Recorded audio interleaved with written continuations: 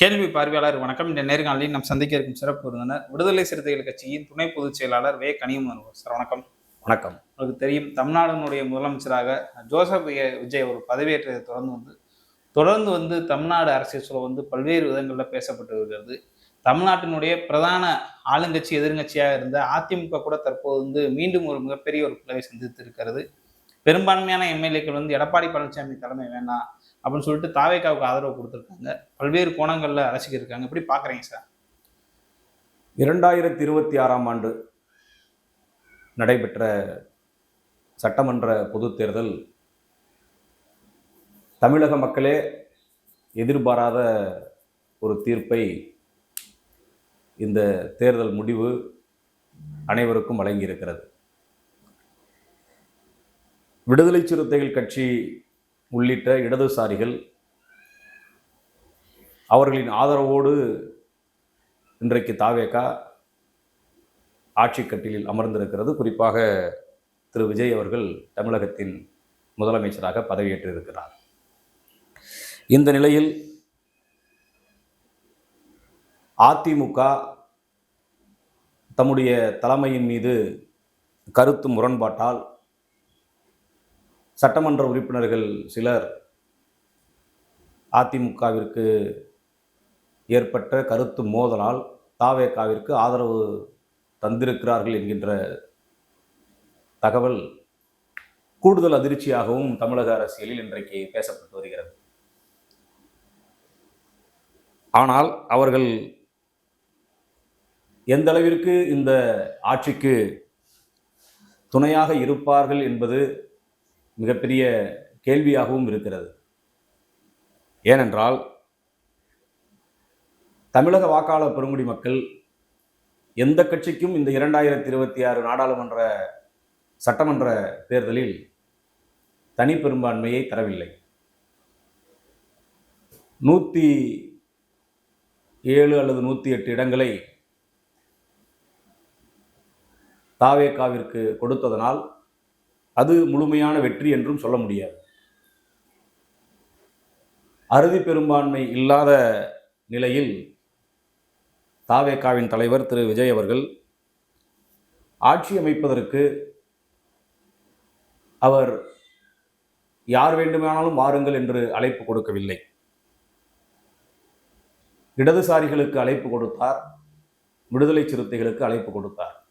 உங்களது ஆதரவு எனக்கு வேண்டும், நான் ஆட்சி அமைப்பதற்கு உங்களது ஆதரவு வேண்டும் என்று கேட்டுக்கொண்டார். அப்படி அவர் கேட்டுக்கொண்ட ஆதரவுக்கு இணங்க, அவர் எழுதிய ஆதரவு கடிதத்திற்கு இணங்க, இடதுசாரிகளும் அவர்களது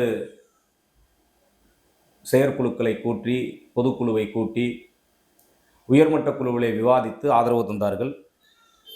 விடுதலை சிறுத்தைகளும் உயர்நிலை குழுவிலே மிகுந்த ஆழமான விவாதங்களை செய்து இறுதியாக கட்சியின் தலைவர் அண்ணன் திருமாவளவன் அவர்களிடம் நீங்கள் எடுக்கும் முடிவிற்கு உயர்நிலைக்குழு கட்டுப்படும், உயர்நிலைக்குழு நீங்கள் முடிவெடுக்கக்கூடிய அதிகாரத்தை தருகிறது என்கின்ற ஒரு தீர்மானத்தை அன்றைக்கு நிறைவேற்றினோம். அந்த அடிப்படையில் நிபந்தனையற்ற ஆதரவு என்று வழங்கினோம். இந்த நிலையில் அதிமுக திடுமென அவர்களுக்கிடையே ஏற்பட்ட முரண்பாட்டின் அடிப்படையில் இன்றைக்கு இந்த ஆட்சிக்கு ஆதரவு கொடுத்திருக்கிறது. ஆனால் இது எந்த அளவிற்கு சட்ட ரீதியாக பாதுகாப்பாக இருக்கும் என்பது பல வினாக்களை எழுப்புகிறது. அரசியலமைப்பு சட்டத்தினுடைய உறுப்பு எண் 10வது விதியின் அடிப்படையில் இதுவெல்லாம் நடைமுறைப்படுத்துவதற்கான சாத்தியக்கூறுகள் இருக்கின்றனவா இல்லையா என்பதை உச்சநீதிமன்றம் கொடுத்திருக்கக்கூடிய தீர்ப்புகளின் அடிப்படையில் இன்றைக்கு நம்முடைய பொதுச் செயலாளர் நாடாளுமன்ற உறுப்பினர் அண்ணன் ரவிக்குமார் அவர்கள் சில கருத்துக்களை பதிவு செய்திருக்கின்றார். எது எப்படியோ, ஆனால் பொதுமக்கள் இன்றைக்கு தாவேகாவிற்கு வாய்ப்பை வழங்கியிருக்கிறார்கள். அதிகமான இடங்களில் அவர்களுக்கு சட்டமன்ற உறுப்பினர் என்கின்ற அந்த பதவியை கொடுத்திருக்கிறார்கள். அதற்கு நாம் மதிப்பளிக்க வேண்டும். அந்த அடிப்படையில் தான் இடதுசாரிகளும் விடுதலை சிறுத்தைகளும் நிபந்தனையற்ற ஆதரவு என்கின்ற முறையில் இந்த ஆட்சிக்கு ஆதரவு கொடுத்து வருகிறோம். இது உறுதியானது என்பதை, நம்பகத்தன்மை உள்ளது என்பதை தமிழ்நாடு முதலமைச்சர் திரு விஜய் அவர்கள் அறிந்திருப்பதனால் இந்த கட்சிகளுக்கு மட்டுமே அவர் அழைப்பு கொடுத்தார். இவர்களுடைய ஆதரவு மட்டுமே வேண்டும் என்று கேட்டுக்கொண்டார். அந்த அடிப்படையில் கொடுத்திருக்கிறோம். இன்றைக்கு ஆட்சி அமைந்திருக்கிறது. அவரும் மக்களுக்கு சில திட்டங்களை செய்ய வேண்டும் என்கின்ற முனைப்பில் இருக்கிறார்.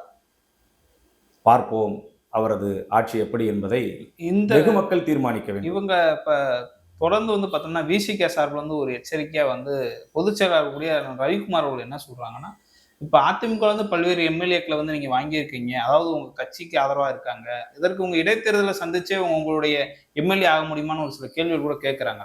அது நிலையானது என்கின்ற ஒரு ஆலோசனையை கொடுத்திருக்கிறார்.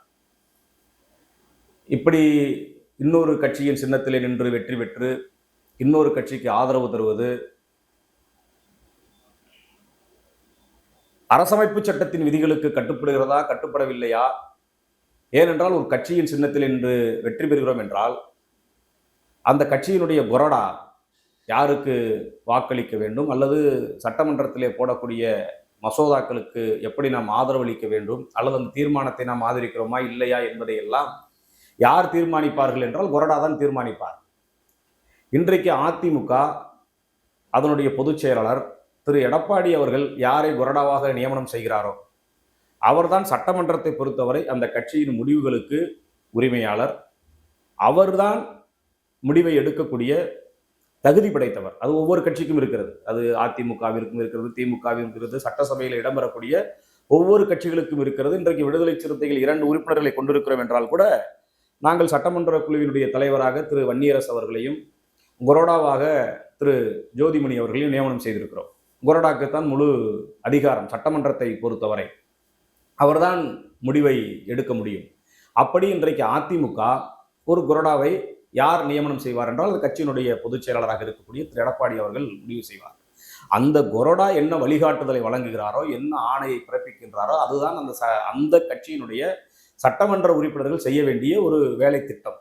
அதை மீறி அவர்கள் செய்வார்களே ஆனால் அது சட்டமன்றம் என்ன நடவடிக்கை எடுக்கிறதோ அல்லது நீதிமன்றத்திற்கு அவர்கள் சென்றால் என்ன நடவடிக்கை வருமோ என்பதெல்லாம் ஒரு பல கேள்விகள் அடங்கிய ஒன்று.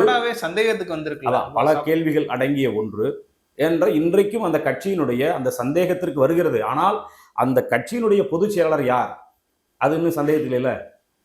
அந்த கட்சியில வந்து சட்டமன்ற உறுப்பினர் இங்கேயோ அங்கேயோ என்கின்ற பிரச்சனைகள் இருந்தாலும் அந்த கட்சியினுடைய பொதுச் செயலாளர் யார்? இன்றைக்கு எடப்பாடி திரு பழனிசாமி அவர்கள் தான் அந்த கட்சியினுடைய பொதுச் செயலாளர்.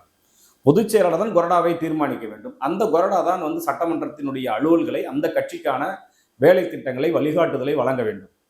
அப்படி அதை மீறி அவர்கள் ஒரு முடிவெடுக்கிறார்கள் என்றால் அது சட்டமன்றத்தினுடைய அலுவல் செயலாளர் அதற்கான தீர்வை சொல்வார், அல்லது நீதிமன்றத்தை நாடி அவர்கள் தீர்வை பெறுவார்கள். ஆனால் எம்முடைய பொதுச் செயலாளர் ரவிக்குமார் அவர்கள் சொல்வது ஒரு நிலையான தீர்வு.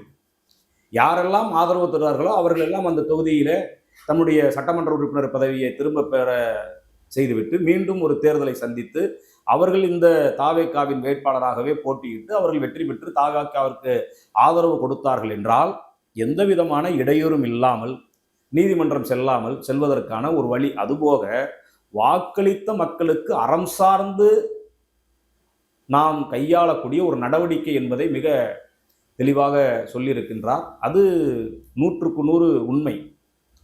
மக்கள் நம்மை தேர்ந்தெடுத்திருக்கிறார்கள். இரட்டை இலைக்கு வாக்களித்து உங்களை தேர்ந்தெடுத்திருக்கிறார்கள். இரட்டை இலைக்கு வாக்களித்து உங்களை தேர்ந்தெடுத்த மக்கள் எதற்காக தேர்ந்தெடுத்தார்கள் என்றால் இரட்டை இலை ஆட்சி இங்கே அமைய வேண்டும் என்பதற்காக தேர்ந்தெடுத்திருக்கிறார்கள். நீங்க அதை விட்டுட்டு வந்துட்டு நான் வந்து இன்னொரு கட்சிக்கு ஆதரவு தர போறேன் அப்படின்னா அது அந்த மக்கள் உங்கள் மீது வைத்திருக்கக்கூடிய அந்த அறம் சார்ந்த நம்பிக்கையை கெடுப்பதாக அமைந்துவிடும் என்பதனால் விடுதலை சிறுத்தைகளின் பொதுச் செயலாளர் நாடாளுமன்ற உறுப்பினர் அண்ணன் ரவிக்குமார் அவர்கள் இந்த ஆலோசனையை தாவேக்காவிற்கு வழங்கி இருக்கின்றார். அந்த தரப்பு என்ன சொல்றாங்கன்னா, அவங்கள வந்து மக்கள் பெரும்பான்மையா விரும்பியிருக்காங்க. அதனால நாங்க ஒரு ஆதரவு குடுக்குறோம்னு ஒரு கருத்த வைக்கிறாங்க. யாரு? வேலுமணி அவர்களுடைய தரப்பு. அதான் மக்கள் வந்து யாருக்கு கொடுத்திருக்கிறாங்க அப்படின்னா, விசில் சின்னத்துக்கு கொடுத்திருக்கிறாங்க. அறுதி பெரும்பான்மையை கொடுக்கல. முழு வெற்றியை தரல. அவர்களுக்கு 10, 12 இடங்கள் தேவையான நிலையில அவர் சில கட்சிகளை, அவர் நம்பிக்கைக்குரிய கட்சிகளுக்கு ஆதரவு கடிதம் எழுதினார். அவர்கள் ஆதரவு கொடுத்திருக்கிறார்கள். அந்த அடிப்படையில் ஆட்சி நடந்து கொண்டிருக்கிறது. இவர்களிடையே ஏற்பட்ட, அதிமுகவில் ஏற்பட்ட, குறிப்பாக எடப்பாடி அவர்களுக்கும் அங்கு இருக்கக்கூடிய பிற தலைவர்களுக்கும் ஏற்பட்ட நெருக்கடியின் விளைவாக அல்லது கருத்து முரலின் விளைவாக அவர்கள் திடுமென ஆதரவு தருகிறோம் என்று சொல்கிறார்கள். அந்த ஆதரவு ஒரு நிலையில்லாத ஆதரவாக இருந்துவிடக் கூடாது. ஒரு நிலையான ஆதரவாக இருக்க வேண்டும் என்றால் அவர்கள் மீண்டும் அந்த தொகுதியில தம்முடைய சட்டமன்ற உறுப்பினர் பதவியை ராஜினாமா செய்துவிட்டு அவர்கள் இன்றைக்கு ஆதரவு தர விரும்புகிற தாவேக்காவின் சின்னமான விசில் சின்னத்திலே நின்று அவர்கள் வெற்றி பெற்றார்கள் என்றால் இந்த ஆதரவு நிலையான ஆதரவாக இருக்கும் என்கின்ற அந்த நல்லெண்ணத்தின் அடிப்படையில் எமது பொதுச் செயலாளர் சொல்லியிருக்கின்றார். ஆனால் என்ன இன்றைக்கு பேசப்படுகிறது என்றால், இவர்கள் அமைச்சர் பதவிக்கு ஆசைப்படுகிறார்கள். 8 அமைச்சர் பதவி தருவதாக தாவேக்காவின் தரப்பிலே பேசப்பட்டிருக்கிறது. இல்ல 8 இல்ல 10 அப்படிலாம் பேசுறாங்க. அது என்ன நமக்கு வாரிய தலைவர்கள். ஆனா தாவேக்கா தரப்புல இருந்து 3 அமைச்சர் கொடுத்திருக்கிறதா இன்னைக்கு ஏதோ செய்தி போயிட்டு இருக்குது. அது அவர்களுக்கிடையிலே நடக்கக்கூடிய உரையாடல்கள் அல்லது பேச்சுவார்த்தைகள். அதற்குள் நாம் என்ன கருத்து சொல்வது என்று தெரியவில்லை. நாம் அறம் சார்ந்து அரசியலில் ஈடுபட வேண்டும். அறம் சார்ந்த ஒரு முடிவை நாம் மேற்கொள்ள வேண்டும். வாக்களித்த மக்களுக்கு நாம் நம்பிக்கையாக இருக்க வேண்டும் என்கின்ற அடிப்படையில் அண்ணன் ரவிக்குமார் அவர்கள் இந்த வழிகாட்டுதலை வழங்கியிருக்கின்றார். Okay sir. இப்ப இறுதியா இந்த 25 எம்எல்ஏக்கள் வந்து விஜய்க்கு ஆதரவு கொடுத்திருக்காங்க. இவர்கள் எடப்பாடி பழனிசாமி அணியோட தற்போது சேர முடியாத சூழல் தான் இருக்காங்க. இவங்க மீண்டும் பதவி பறிவு போக, இவங்களுக்கு ஏதாவது பதவி பறிவு போக வாய்ப்பு இருக்கா? அல்லது எம்எல்ஏவாக தொடர்ந்துருவாங்களா? அது சட்டமன்ற அலுவல் செயலாளர் எடுக்கக்கூடிய முடிவு. அந்த கட்சியினுடைய கொறடா, குறிப்பாக அதிமுகவினுடைய கொறடா, எங்கள் சின்னத்திலே நின்று வெற்றி பெற்றவர்கள் எங்களுடைய அனுமதியை பெறாமல் முன்னூறு கட்சிக்கு ஆதரவு தருவது என்பது சட்டமன்ற விதியின்படி தவறு என்று அவர் சட்டமன்ற செயல் அலுவலரிடம் புகார் கொடுத்தால், செயல் அலுவலர் என்ன முடிவெடுக்கிறாரோ அல்லது சபாநாயகர் என்ன முடிவெடுக்கிறாரோ அந்த அடிப்படையில் இருவருமே நீதிமன்றம் செல்வதற்கான வாய்ப்பு இருக்கிறது. நீதிமன்றம் என்ன தீர்ப்பு சொல்ல போகிறது என்று ஒவ்வொரு மாநிலத்தினுடைய இது போன்ற பிரச்சனைகள் பல தீர்ப்புகள் வழங்கியிருக்கிறார்கள்.